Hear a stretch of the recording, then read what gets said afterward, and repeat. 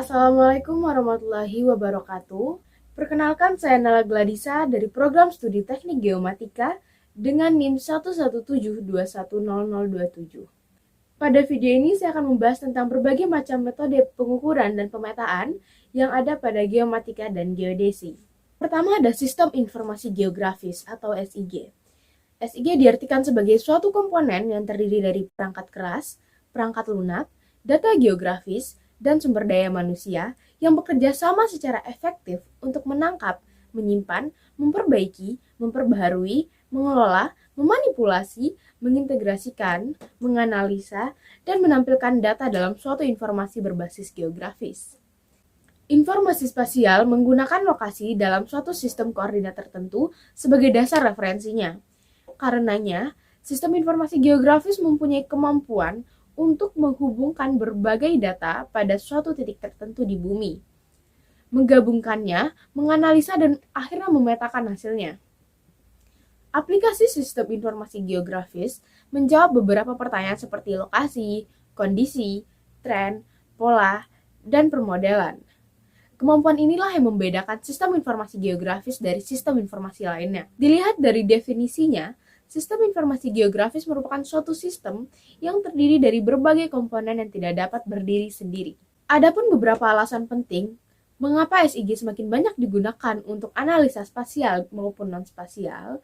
Yang pertama yaitu teknologi sistem informasi geografis dapat menggabungkan data spasial dengan data spasial lain di dalam suatu sistem. Sistem ini menawarkan suatu kerangka yang konsisten untuk analisa geografi menurut pandangan yang diinginkan dan menggambarkan sesuai dengan tujuan tertentu. Yang kedua, dengan menggabungkan spasial dengan non-spasial atau atribut dalam bentuk digital, SIG mampu menampilkan dengan cara yang lebih menarik atau juga untuk menghitung informasi yang baru. Yang terakhir yaitu sistem informasi geografis dapat mengidentifikasikan hubungan spasial di antara unsur-unsur peta, baik itu jarak, luas, dan lain-lain. Seperti yang sudah saya sebutkan sebelumnya, sistem informasi geografis terdiri dari 5 komponen utama, yaitu perangkat keras, perangkat lunak, data, metode atau prosedur, dan sumber daya manusia. Data-data pada sistem informasi geografis terdiri dari data spasial dan data non-spasial atau data atribut. Data spasial adalah data memiliki geometri dan berada pada suatu lokasi. Sedangkan data non-spasial atau data atribut adalah data deskriptif yang menjelaskan kenampakan suatu objek spasial. Dengan kata lain, data atribut adalah data yang menjelaskan data spasial berupa angka, deskriptif, dan sebagainya. Data spasial pun terbagi menjadi 2 jenis. Yang pertama yaitu bentuk raster. Bentuk raster yaitu data yang disajikan dalam bentuk sistem grid yang pada komputer disebut sel atau piksel. Yang kedua yaitu bentuk vektor. Bentuk vektor yaitu data yang disajikan dalam bentuk sistem koordinat. Data ini terdiri dari titik, garis, dan poligon. Selanjutnya itu adalah perangkat keras. Perangkat keras yang digunakan untuk mengoperasikan sistem informasi geografis dapat digolongkan menjadi 3 kelompok dasar. Yang pertama yaitu input data. Data yang akan dimasukkan menggunakan alat pembaca data untuk data berbentuk digital hasil pekerjaan sebelumnya yang tersimpan pada CD, tape, video, hard disk, dan alat penyimpanan lainnya. Data yang diinputkan dengan menggunakan transformasi format data dari berbentuk hard copy menjadi data digital. Data yang dimasukkan juga melakukan transformasi format data dari berbentuk hard copy menjadi data digital. Misalnya, dengan meja diskasi, scanner, atau dengan melakukan pengetikan melalui keyboard.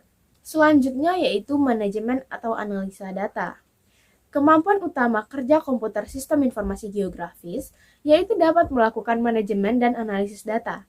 Ada 2 bentuk dasar kerja SIG, yaitu dapat berupa desktop komputer yang digunakan standalone atau berupa server komputer yang beroperasi secara network. Subsistem terakhir yaitu output dari sistem informasi geografis tersebut. Sistem informasi geografis dapat menghasilkan produk yang bervariasi. Data dapat ditampilkan pada monitor atau dipresentasikan dalam bentuk hard copy dengan menggunakan printer atau plotter. Output tersebut juga dapat dalam bentuk format digital yang disimpan dalam disk yang dapat digunakan dalam aplikasi sistem informasi geografis yang lain. Komponen selanjutnya yaitu perangkat lunak. Sebuah perangkat lunak sistem informasi geografis haruslah menyediakan fungsi dan tool yang mampu melakukan penyimpanan data, analisis, dan menampilkan informasi geografis tersebut. Dengan demikian, elemen-elemen yang harus terdapat dalam suatu komponen perangkat lunak sistem informasi geografis adalah: yang pertama, tool untuk melakukan input dan transformasi data geografis. Yang kedua, tool yang dapat mendukung query geografis, analisis, dan visualisasi. Yang ketiga, yaitu Geography User Interface untuk memudahkan akses pada tool geografi. Sebagai inti dari sistem informasi geografis adalah perangkat lunak dari sistem informasi geografis itu sendiri yang menyediakan fungsi-fungsi untuk penyimpanan, pengaturan, link, query, dan analisis data geografi. Perangkat lunak sistem informasi geografis merupakan paket perangkat lunak aplikasi yang berisi berbagai paduan program komputer. Perangkat lunak dari SIG yang menyediakan fungsi-fungsi untuk penyimpanan, pengaturan, link, query, dan analisis data geografis merupakan inti dari sistem informasi geografis itu sendiri. Perangkat lunak SIG merupakan paket perangkat lunak aplikasi yang berisi berbagai panduan program komputer untuk keperluan proses pemetaan, pengelolaan, dan analisis data geografik. Perangkat lunak SIG juga memiliki ciri utama, yaitu tersedianya kemampuan proses penyajian serta analisis data spasial dan atribut.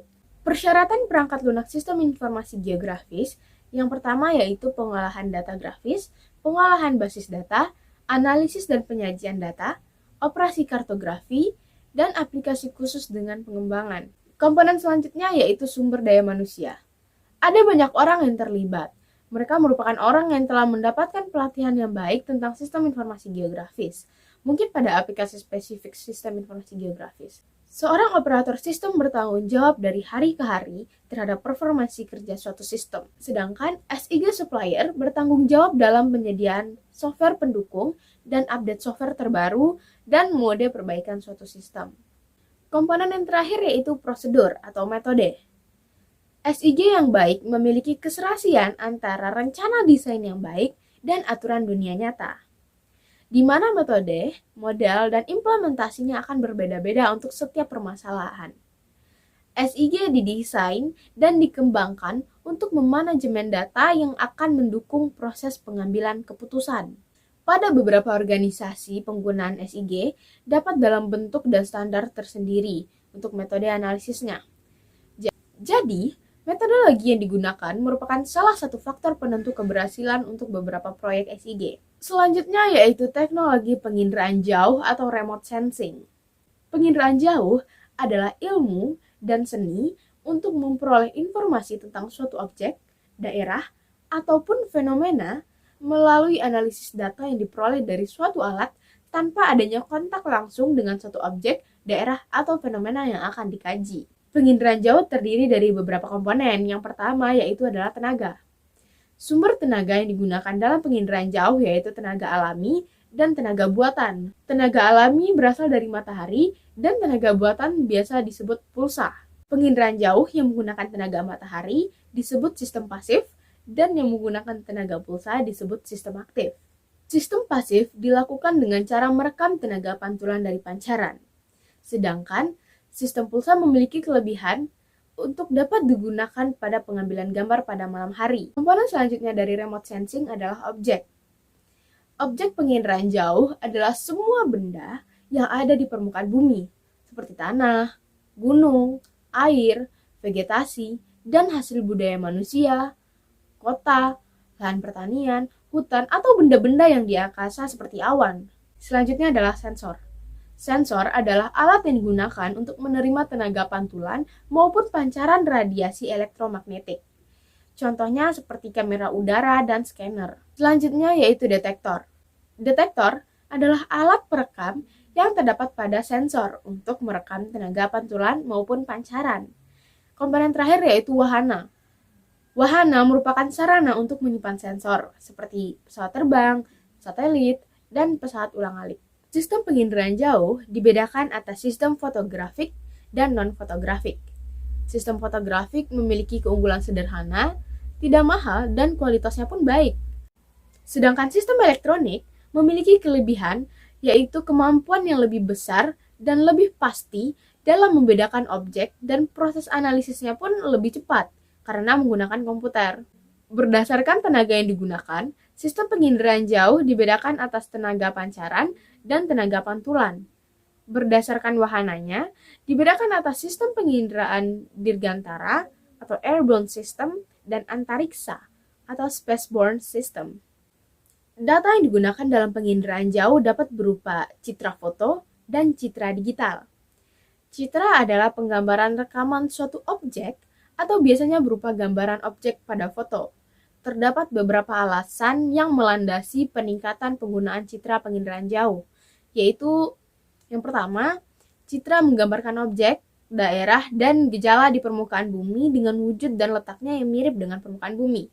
Yang kedua, citra menggambarkan objek, daerah, dan gejala yang relatif lengkap, meliputi daerah yang luas dan permanen. Yang ketiga, dari jenis citra tertentu, dapat ditimbulkan gambaran 3 dimensi apabila pengamatannya dilakukan dengan stereoskop.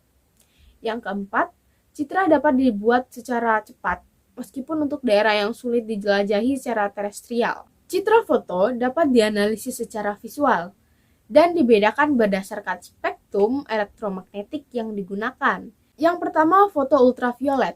Foto yang dibuat dengan menggunakan spektrum ultraviolet dari spektrum ultraviolet dekat hingga panjang gelombang 0,29 UM. Yang kedua yaitu foto ortokromatik, yaitu foto yang dibuat dengan menggunakan spektrum tampak dari saluran biru hingga sebagian hijau. Yang ketiga yaitu foto pankromatik, yaitu foto yang dibuat dengan menggunakan seluruh spektrum tampak.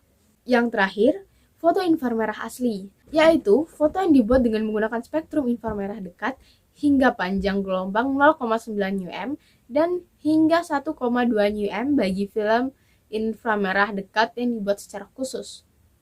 Adapun berdasarkan kamera yang digunakan, yang pertama yaitu foto tunggal atau foto yang dibuat dengan kamera tunggal. Yang kedua foto jamak, yaitu beberapa foto yang dibuat pada saat yang sama dan menggambarkan daerah liputan yang sama. Foto jamak dapat dibuat dengan 3 cara, yaitu dengan multikamera atau beberapa kamera yang masing-masing diarahkan pada suatu daerah sasaran. Kamera multilensa atau satu kamera dengan beberapa lensa, dan kamera tunggal yang berlensa tunggal dengan pengurai warna. Berdasarkan warna yang digunakan, foto udara dibedakan atas 2. Yang pertama foto berwarna semu atau foto inframerah berwarna. Pada foto berwarna semu, warna objek tidak sama dengan warna foto. Objek seperti vegetasi yang berwarna hijau dan banyak memantulkan spektrum inframerah tampak merah pada foto. Yang kedua yaitu foto asli atau true color, yaitu foto pankromatik berwarna. Selanjutnya, ada interpretasi citra. Interpretasi citra adalah pembuatan mengkaji foto udara atau citra dengan maksud untuk mengidentifikasi objek dan menilai arti pentingnya objek tersebut. Di dalam pengenalan objek yang tergambar pada citra, ada 3 rangkaian kegiatan yang diperlukan, yaitu deteksi, identifikasi, dan analisis. Deteksi adalah pengamatan atas adanya objek. Identifikasi adalah upaya mencirikan objek yang telah dideteksi dengan menggunakan keterangan yang cukup. Sedangkan analisis adalah tahap mengumpulkan keterangan yang lebih lanjut. Interpretasi citra dapat dilakukan secara visual maupun digital. Interpretasi visual dilakukan pada citra hard copy ataupun citra yang tertayang pada monitor komputer. Interpretasi visual adalah aktivitas visual untuk mengkaji 8 gambaran muka bumi yang tergambar pada citra untuk tujuan identifikasi objek dan menilai maknanya. Unsur-unsur interpretasi citra terdiri atas 9 unsur, yaitu rona atau warna, ukuran, bentuk, tekstur, pola, tinggi, bayangan, situs, dan asosiasi dan konvergensi bukti. Sedangkan interpretasi citra digital dapat dilakukan dengan menginstal terlebih dahulu program YRMapper yang merupakan program untuk mengolah citra tersebut. Metode pengukuran dan pemetaan selanjutnya yaitu fotogrametri.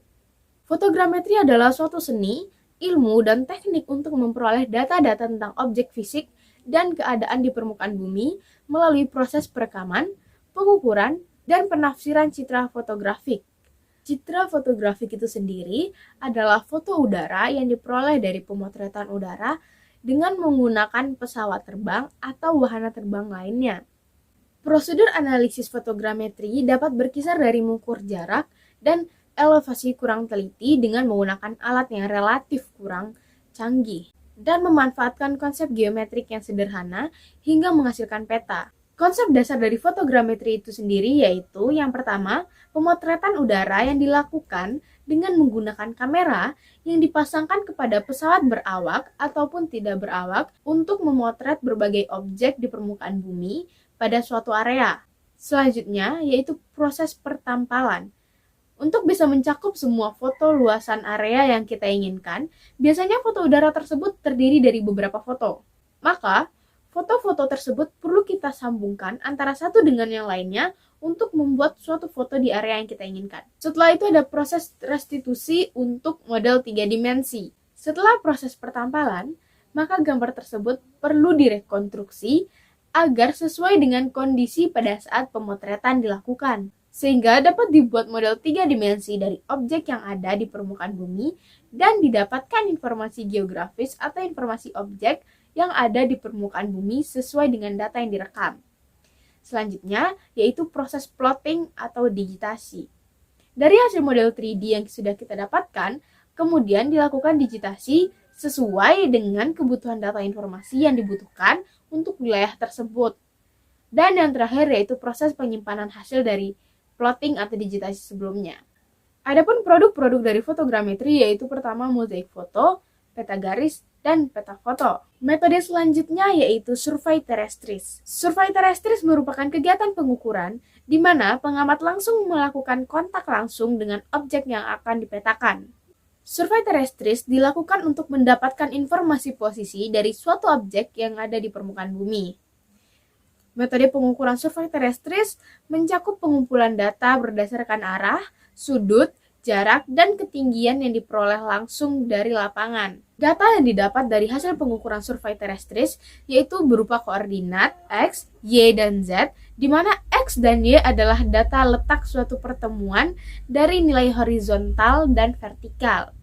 Sedangkan nilai Z adalah nilai di mana menandakan ketinggian suatu titik atau tempat yang sudah diambil dengan alat ukur. Survei terestris biasanya digunakan dalam melakukan pengukuran suatu lokasi yang ingin diketahui bentuk awalnya untuk dapat menentukan perencanaan untuk membuat suatu bangunan. Metode terestris juga digunakan untuk melakukan pengukuran di bidang tambang yang berfungsi untuk membuat desain tambang ataupun mengetahui bahan galian yang sudah dikupas. Sekian yang dapat saya sampaikan. Salah dan janggal saya mohon maaf. Akhir kata saya ucapkan Assalamualaikum warahmatullahi wabarakatuh.